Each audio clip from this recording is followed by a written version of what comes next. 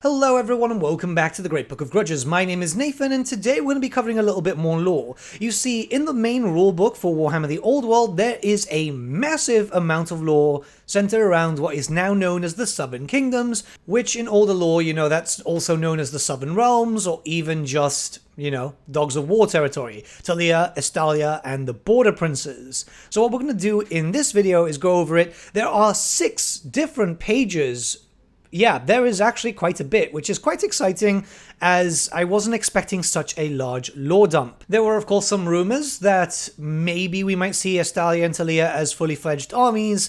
That's still something that we don't really know is going to happen or not, but it would be absolutely amazing, especially since Tilea and Estalia have also had major lore dumps when it came to Cubicle 7's Warhammer Fantasy Roleplay, so hey, maybe they're just kind of preparing us for what's to come. If not, at least we've got some context on a country, well, a few countries which really never got expanded upon too much. So without further ado, let's begin. So for the intro, we have the following. Though the Empire, Bretonnia, and Kislev stand preeminent among the realms of men that lie to the west of the World's Edge Mountains, they are far from the only kingdoms in the Old World. To the south lie numerous smaller countries, many as old, if not older, than the lands of Sigmar and the Bretonii, and all powerful in their own right. See, there's a bit of an emphasis on, they're strong and they're actually not as weak as most people think them to be. So let's jump into the first section, which is a whole page dedicated to the Border Princes. There are few human realms outside of the northern wastes as perilous as the Border Princes, named for the countless exiled lords and ladies that claim corners of the region as their own. It has existed for hundreds of years on the frontier between the civilized lands of the Old World and the southern wilderness of the Badlands, filled with dismal, crumbling towns and cities, often overlooked by a ruinous keep or castle. The people of the Border Princes live hard lives under an endless succession of masters, the names of which can sometimes change from one day to the next. But the Border Princes is also a land of adventure and opportunity. Many come to the lawless region to make their own fortunes, either by selling their skills as mercenaries in the armies of its multitudinous rulers, or by picking over the centuries of ruins, crypts, and tombs left behind by ancient empires and forgotten kings. Others come to escape justice in their homelands, fleeing ahead of outraged monarchs, furious magistrates, and angry mobs. All hope to leave behind the headsman's axe or the hangman's noose and forget the crimes and misdeeds of their ignoble past. Straddling the border between civilization and wilderness, the Border Princes are riven with orcs and beastmen tribes and beset by armies of the restless dead, to name but a few of its numerous perils. Unlike the great nations of the Old World, its settlements do not enjoy the protection of state-sponsored armies or crusading knights, and must instead rely upon personal retinues and militias of their lords and masters for security. Consequently, they live with the knowledge that at any time, hostile armies might crest the nearby hills and descend upon them. Thus are the people of the Border Princes often as hard as the lands they inhabit, accepting that they must fight for everything they have or join the countless generations of bones buried beneath their feet. So again, this is kind of regular lore that we already kind of knew already, just more or less re-establishing it, which is obviously a very good thing. The mention of the dead is also quite likely due to the fact that, yes, we do know of vampires who take over castles in the Border Princes, but in the interactive map that they've got for the Old World on the main Old World website, we can see that there is a blood dragon icon there, that of Wallach Harkin. So, it's really, really curious. It does feel like it's kind of just, door ajar stuff, but again, very useful. And this isn't even everything. This is actually going to add in a bunch more lore in the next page. So let's talk about that. This next section is called The Beggar Lords, and it focuses once again on the Border Princes. The most fascinating detail of life in the Border Princes is the endless procession of rulers, outcasts, criminals, and even the odd do-gooder who thinks of themselves as the savior of the South. All come to the Border Princes because their own lands will not have them. Of course, carving out a piece of the Border Princes for your own kingdom is no small feat, and involves plenty of politicking, skullduggery, and a fair measure of violence. For this reason, the castles, towns, and fiefdoms of the border princes are constantly changing hands as one lord or other rises to power only to be ousted or killed by the next. Occasionally, dynasties might arise, and for a few glorious generations, a kingdom might endure. Inevitably, however, treachery, war, or simple misfortune befalls its ruler and the cycle begins anew. Okay, once again, very simple, so I'm just stopping here. Stuff that we've already known, but now we're going to start actually meeting new characters, which is going to be quite interesting, because these are characters which should, in theory, if Games Workshop have focused this around the start year, be active at the time that we're going to start playing. The civil war in the Empire has been good for the border princes, and many exiled nobles have found new allies within its boundaries. Men like Karl Hrakwald, the Hermit Prince, or Lord Gunther Dunkelmund, yeah, these names are going to be very German, the Broken King, formerly of Reichland and Midland respectively, make good money recruiting veteran soldiers from the region for their imperial patrons. Equally, the so-called Prince Jürgen Esselhafen, the Lord of Paupers, fights proxy wars in the name of Marienburg, his task to keep the southern ports open for illegal trade. And yes, before anything, I do apologize for the really bad pronunciation of certain words, but good God, man, German stuff is just weird to me, and French stuff is weird to me too. Let's continue. The Empire is far from the only nation to benefit from the rogues inhabiting the border princes. Exiled Bretonnian knights such as Sir Cecil Gaston, the Black Knight, Adelaine Montor, the Cursed Maid of Mousillon, or Sir Julien Pontaine, the Craven, have all been known to give shelter and aid to Bretonnian knights questing in the south. Some princes are even more brazen when it comes to their mercenary nature, such as the Tilean prince Fredo Tordono, known as the Bastard Prince, or Carolina Aquilena, the Slayer of Queens. Estalian princes such as Dessa Donalba, the Bloody Baron, or Lord Fulma Ortegueta, Dawn of the Red River, are barely more trustworthy and only when dealing with their own kind. It's actually really curious that they just really solidified that. Obviously, it's in the interactive map, but again, really giving some push towards characters that may be relevant in upcoming novels, or just kind of fleshing out the nature of the border princes a bit more, because we knew stuff existed there, it's just not a lot. Then there are outsiders like Boyar Vlados Uvitosk, the Oathbreaker, or Jarl, Norskan, Scalagrisson, the Thane of Crows. Men best avoided for the dark deeds they have perpetrated to have indulged in. That such cruel and ruthless outcasts rule in the border princes should be ample warning to any traveller that it pays to know whose lands you are blundering into. Okay, so we've got a Norskan there who is likely Chaos Corrupted. Maybe that Boyar too. We've got some pretty ruthless Tileans and Estalians, and then some Bretonnian characters which are fairly good to work with if you are a Bretonnian, and then the Imperials who kind of still trying to fight the Civil War even though they're not really in those territories. It's pretty curious, honestly. I love this type of world building. It is very big and very good for the setting. It's amazing how big the Warhammer Fantasy world actually is, even if we're just centered around the old world for now, and it still feels really empty because the context isn't there. So this helps a lot. Okay, so now we're in a section called the Free Cities of Tilea. To outsiders, Tilea is a chaotic land of ever-changing alliances and nefarious rulers. A kingdom riven by constant civil war and treachery. In truth, it is a kingdom only in the eyes of its neighbours, for the nation of Tilea consists of a loose alliance of rival city-states and their environs, all bound together by complex trade deals, brokered by cunning merchants, and a need for mutual protection fostered by powerful and wealthy families locked in generation-long vendettas with rivals. So yeah, pretty much, Renaissance Italy, a little bit earlier than that. But yeah, it's not a kingdom. Tilea has always been city-states and so on, which works really well for its lore. Let's continue here. At times in its long history, Tilea has been a republic centered around the prosperous capital city of Remas, though at such times its merchant lords have always tended to look to their own selfish interests, even whilst paying lip service to the idea of a united nation and centralized government. much to the horror of its northern neighbours. Tilea scorns the idea of nobility and long ago did away with all the bother that can be caused by having kings and queens. Instead, it has cultivated mercantile dynasties, a family's power and position being built upon the extent of its trade and greed rather than any notion of hereditary right to rule. Okay, yeah, I mean, that makes it sound a little bit more different to other nations and so on. It's something that we've already known already, but again, it's expanding upon it. It's giving more context to certain locations, and I feel like that is one of the strengths of the core rulebook. It doesn't have a lot of lore, but it's at least fluffing up the world a bit more.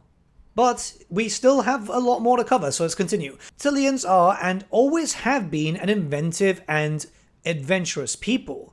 While some would argue that they simply dabble in new technologies in order to discover new ways of further enriching themselves, it cannot be denied that many of the most fabulous inventions of the Old World were conceived and crafted in the workshops of world-renowned artisans in Remas, Pavona, Lucini, or one of the land's numerous other great cities. The people of Tilea are also known for being bold and adventurous explorers, though, once again, many would argue that this adventurous nature stems from a desire to discover hidden riches and find new peoples with whom to trade. Whatever the case, Tilean explorers have wandered far and wide across the face of the world and made many wondrous discoveries for the betterment of all nations of man. Tileans were the first Old Worlders to reach the Eastern Empire of Grand Cathay by land, and the first to cross the Great Ocean and venture into the jungles of the New World. Oh, that's going back there. Always returning with tales of the wonders discovered. Yeah, I mean, this is awesome. Again, a little bit more context, giving them a little bit more reason to be more important. I'm all for this. I'm a big fan of the idea of maybe we can get some new factions involved. Yes, it's mostly all human, but with a little bit of the emphasis of the whole New World thing. A lot of fans have already been kind of hoping for a supplement based in Lustria.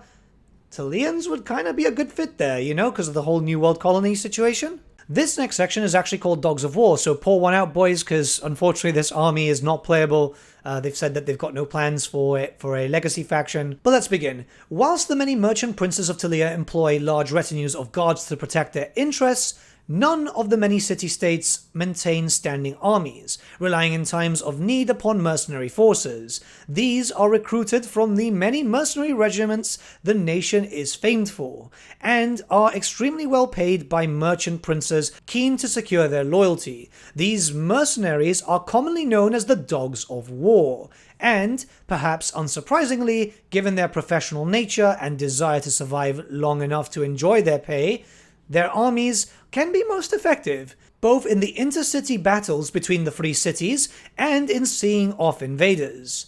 Sometimes a merchant prince might even take it upon his or herself to lead a grand expedition to some far-flung region of the world, hiring a mercenary army to help them carve out a new Tilean outpost, usually for the purpose of setting up a lucrative trade route. In this way, Tilean ports have sprung up in Lustria, the Southlands, and as far away as the Dread Sea, all to serve the interests of one prince or another. Unfortunately for their masters, Dogs of War armies can be notoriously fickle, especially if the coin runs low or they receive a better offer.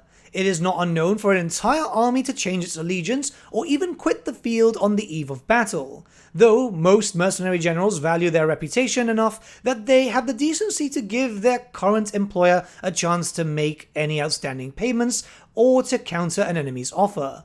Others might simply take their payment and disappear, safe in the knowledge that their would-be employer will not be around post-battle to complain of having been conned. God, I love that. It's kind of old lore, but it's hilarious, you know? Even more untrustworthy than the Dogs of War, though equally rooted in the Tilean way of life, are the Pirates of Sartosa. For hundreds of years, the large island off the southern coast of the Tilean Peninsula has been a den of thieves and cutthroats of all stripes. These criminals have been a plague upon shipping from the Black Gulf to the Great Ocean and far beyond. Far from trying to stamp them out, many merchant princes consider the pirates their de facto navy and will often pay for their services against their rivals and the enemies of Tilea itself. So what I'm getting here is the Dogs of War just like firmly rooted in Tilea now. In the previous book, it was, yes, Tilea, but there was also a bit of a push towards Estalia. We also got that when it came to Warhammer Fantasy Roleplay a little bit. Yeah, I mean, still pretty cool. God, I really hope that Tilea does get an army in the future, and we might be able to see like an updated cast for like the Birdmen and so on. That'd be freaking great. It's nice to see the Pirates of Sartosa mentioned again. I mean, it's nothing new, but a lot of people do have a lot of love for the pirates. Hopefully, hopefully, you never know, right? We could potentially get something in a White Dwarf supplement. It seems that, obviously, the Old World is going in a very 6th edition feel. A pirate theme list where you get some Empire Free Company boxes and then you just kit bash them to hell. Well, could be fun. Alright, a full page dedicated to Estalia. Now, this one I'm really interested in because Cubicle 7 has been kind of hinting about, like, you know, bull riding knights and so on, so yeah.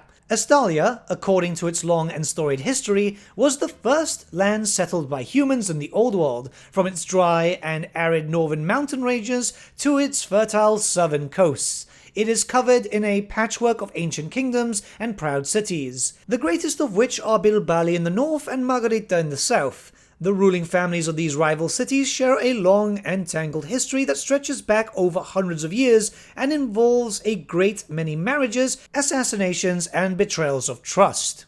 You know, as an Iberian, I just kind of like go, oh, a lot of stuff seems very familiar here. But let's continue. Though the people of Estalia seldom concern themselves with affairs beyond their own borders, the nation boasts an extensive coastline, many great ports, and is well noted for the skill of its sailors. Though most kingdoms employ only a small fleet of war vessels, hundreds of merchant ships sail daily from its harbours. Ships bearing the colours of the Estalian kingdoms are a common sight in the ports from Barak Var to Marienburg and far beyond. As a result, Estalia enjoys an important position as a merchant nation, with goods from far-flung corners of the world flowing into and out of its many markets. Much like its fleet, the military might of Estalia is decentralized, comprising the personal retinues of its many kings, queens, and lesser nobles, each of whom is responsible for recruiting and maintaining their own armies and, in many cases, small naval fleets.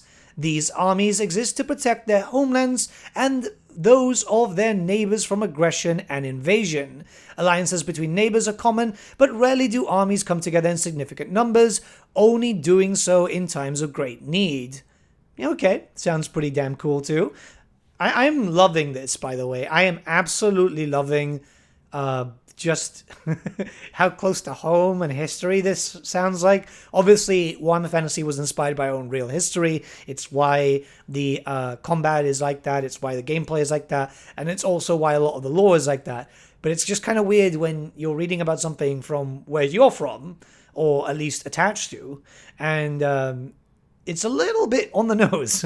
It's just kind of like reading a wacky history book, right? But let's continue. Even so, Estalian regiments are well equipped with crossbow and pike, and extensively trained to fight in a style similar to that of the famed Tilean mercenary regiments. These regiments enjoy plentiful support from Estalia's numerous cavalry formations, most of which consist of young nobles mounted upon the finest war horses, the kingdoms of Estalia being famed for the quality of their steeds. Really? I mean, yeah, okay, sorry, linking up to real world now. Beside these, ride Templar Knights of several famous holy orders, such as the Knights of the Blazing Sun, a sophisticated order whose members study the science of warfare and excel in its many aspects from pitched battle to lightning raids to siegecraft. I was really hoping we'd get a little bit of Warhammer Fantasy roleplay kickback there and just go, yeah, and the Bull Riders too. But, yeah, I mean, that makes sense. Pikes, God, do you guys miss pike formations? Like, from the Dogs of War stuff, you had those really long pikes. It just really sucks when we don't see this again. I know a lot of people were gutted when the Dogs of War were sadly put to rest, but who knows in the future? Who knows? Alright, this is called the Southern Wars. Sheltered as it is to the north by the lands of Bretonnia, and to the east by Tilea, the Empire, and Kislev, Estalia has enjoyed a relatively peaceful existence when compared to other nations of the Old World. Even so, orcs, Beastmen and the undead have all plagued Estalia throughout its history. The former emerge regularly from the untamed Irana Mountains. It kind of sounds like there needs to be an Enya there. Sorry, Spanish.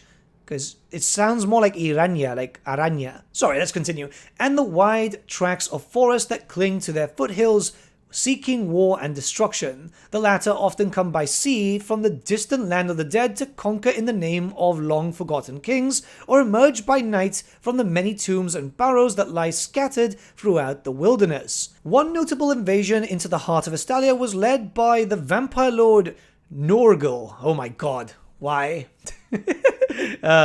Let's continue. The foul creature and his undead armies left devastation in their wake as they marched almost unopposed across the land, only to be stopped in the battle for Margarita, where some say the goddess Myrmidia, patron of the Estalians, appeared and personally destroyed the vampire, reducing him to ash with her divine light. Kind of gives you feelings of that whole living saint situation with the Sisters of Battle in 40k.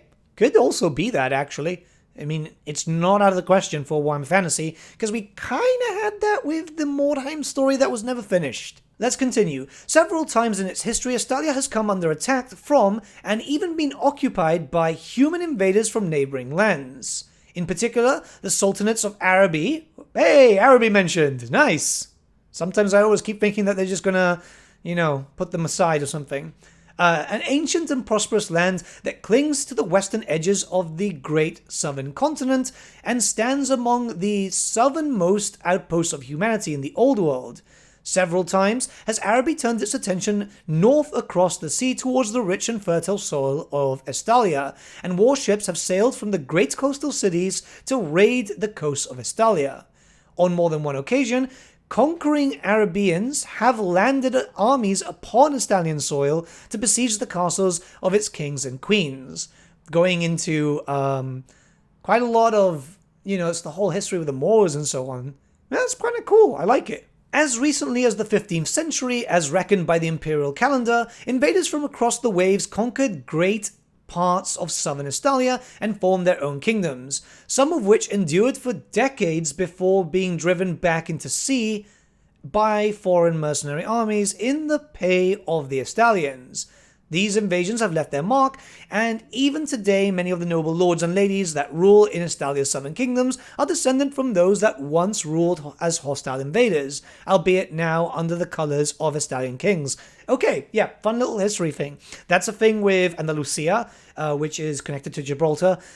We've got that history here, right? And there is actually a lot of Moroccan influence in not only Gibraltar but southern Spain, just like the southern coastal areas. So it's nice to see once again that being kind of further reinforced, and it just made me feel like, oh wow, that's again reading a funny history book. This was honestly a really fun read, and the reason why I'm so keen on this is because this entry itself was found where the section for playable races and factions are. It's not found anywhere else. So, the dwarfs, the Empire, the Tomb Kings, Cathay and Kislev for later.